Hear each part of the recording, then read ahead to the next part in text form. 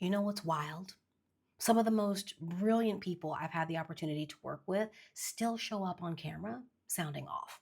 Not because they don't know their stuff, but because they've been taught a bunch of bad advice that makes them stiff, robotic, or totally disconnected from how they actually sound in real life. And the worst part, most of these myths are passed off as best practices. Can we please fix this?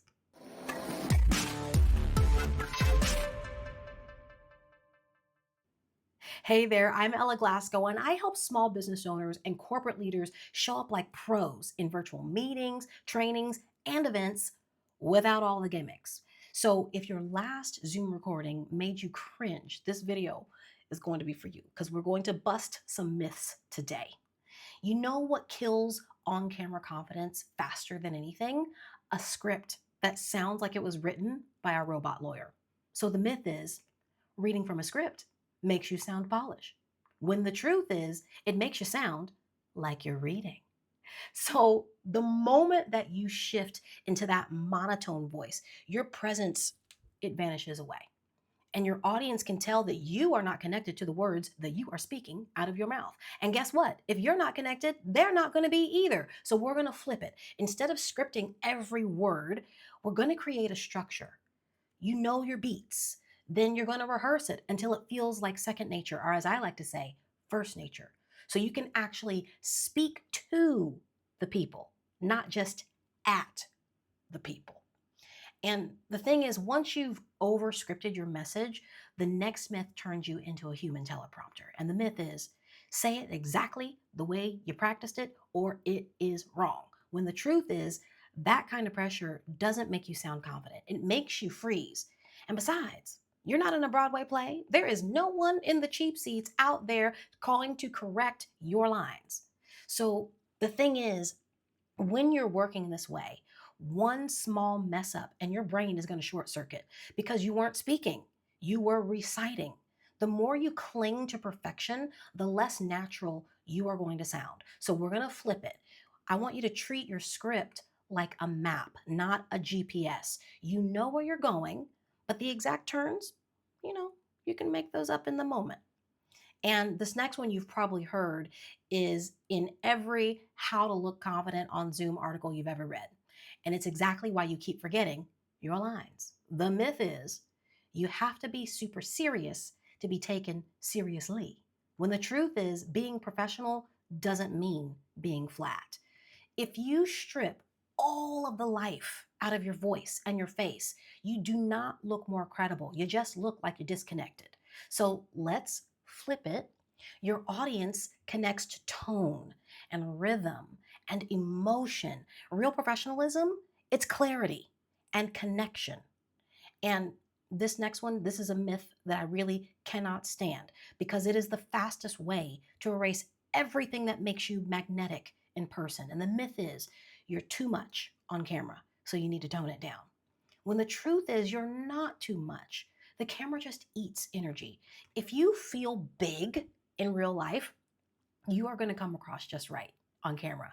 But if you try to shrink, you're going to disappear. So let's flip it. Don't try to match your audience's energy. Lead it. That's your job anyway, right? I mean, you are the one on the stage, okay? So lead it. And let's talk about the advice that makes people look like they're delivering a eulogy and not giving a message that has some impact. The myth is don't move too much. It's distracting. When the truth is, stillness only works if it's intentional. If you are sitting frozen, like you're afraid that you're going to knock over a glass of water, you're going to come across as tense, not focused. So we're going to flip it. Movement equals energy. As long as it's purposeful, it is powerful. And yes, I move all the time, but that's me. But if you're feeling locked in your chair, like you are bracing for turbulence, the next myth that I have, it's that myth's fault. Okay? So the myth is you just need to be more animated. When the truth is, without knowing how, that advice just makes things worse. So suddenly you are flailing around your hands like you're landing an airplane Or worse yet, you're holding them like a hostage in your lap. Like I said, I know that I move around a lot. That is me. What I want you to do to flip this is study your own movement patterns.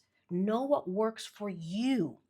You don't need more motion. You need intentional motion that feels natural to you. And you know what's worse than bad advice?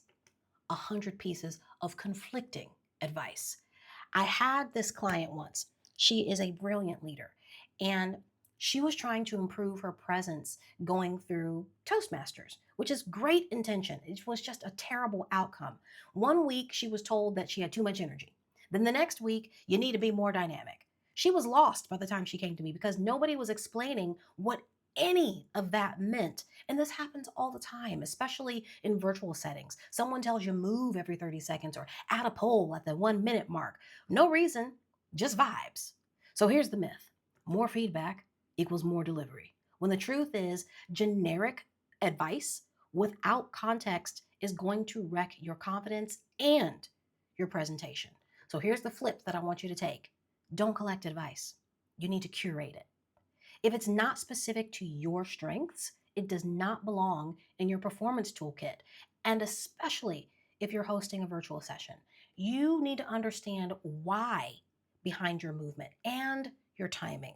You don't need to follow some arbitrary script or direction because presence isn't a paint by numbers system, it's a purpose driven outcome. And finally, I have the myth for you that turns dynamic leaders into awkward announcers every time that light on the camera goes on. So here's the myth: your presenting voice should sound different from your normal voice.